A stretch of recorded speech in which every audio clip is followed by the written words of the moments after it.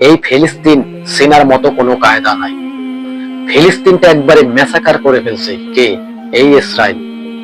ফিলিস্তিন না, পুরো বিশ্বকে ওরা নিয়ন্ত্রণ করতে চায়। এটি সত্যি, এটি বাস্তবতা। কেননা মাসুদ দরজাল তো পুরো বিশ্বকে নিয়ন্ত্রণ করবে, পুরো বিশ্বকে ফিতনায় ছড়িয়ে দেবে কে? মাসুদ দরজাল। তার অনুসারী হয়েছে এই ইসরায়েল। ইসরায়েলকে যারা যারা ইসরায়েলের সাথে হাত মিলিয়ে টাকার পাহাড় করে দিয়েছেন ইসরায়েলকে, আপনারা মনে রাখেন, ইতিহাসের পাতায় লিখে রাখেন যে এই ইসরায়েল আপনাকেও সফল মারতে পারে। কারণ ওরা তো ইহুদি, ওরা তো নাসারা, ওরা তো মানুষের কোনো ভালো চাবে না। দেখুন, প্রত্যেকটা রাষ্ট্রের ভিতরে অস্থির হয়ে আছে এই ইসরায়েলের কারণে।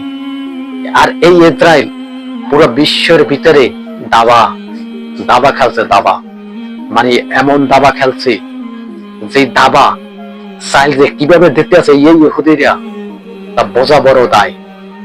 আজকে দেখুন, পাকিস্তানের সাথে সৌদি আরবের সাথে কিন্তু একটা চুক্তি হয়ে গেছে। আমি মনে করি এটা ভালো চুক্তি হয়েছে। কেন? সৌদি আরবের সরকার মোহাম্মদ বিন সালমান পাকিস্তানের প্রধানমন্ত্রীর সাথে কিন্তু শাহবাজ শরীফের সাথে কিন্তু চুক্তি করেছে, যদি ইসরায়েল এই সৌদি আরবের ভিতরে যদি হামলা করে, তাও কিন্তু পাকিস্তানও কিন্তু হামলা করবে। কোথায়? ইসরায়েলে। আবার যদি এই ইসরায়েল পাকিস্তানের ভিতরে যদি কোনো হামলা করে, তবে কিন্তু সৌদি আরব কিন্তু হামলা করবে এই ইসরায়েলে। আসলে আমরা মনে করি এটা ভালো কাজ হয়েছে। কারণ মুসলমানের ভাই ভাই, ওদের তো আরো অনেক আগে বন্ধুত্ব করা উচিত ছিল। মুসলমান বন্ধুত্ব করা উচিত ছিল। এখন তো শেষ পর্যায়ে তারা চুক্তিনামায় স্বাক্ষর করেছে এবং একে অপরের বন্ধু। যাক, ভালো, দৃশ্যটা খুবই ভালো। তবে কি ইসরায়েল কি আর কি হামলা করবে? ওদেরকে তো বিশ্বাস হয় না। কে বলছে?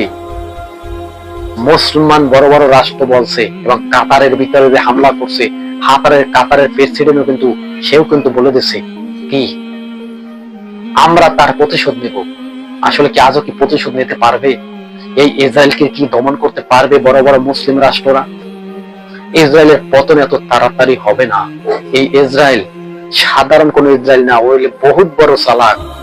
এই ইসরায়েল যে এমন ভাবে যে আপনাকে ষড়যন্ত্র করবার, এমন ভাবে যে দাবার চালবে, আপনি বুঝতেই পারবেন না যে এই ইসরায়েলের কাজ কারবার দেখে আপনি বুঝবেন না। কেননা ওরা যুদ্ধ করছে আর বলছে কি জানেন? আত্মরক্ষার জন্য করছি। মুসলমান কি বলছে? মুসলমান তো কিছু বলছে না, তারা তো যুদ্ধও করছে না। ওই নবী সাল্লাল্লাহু আলাইহি ওয়াসাল্লাম তো 1400 বছর আগে ইহুদিদের সাথে যুদ্ধ করছে।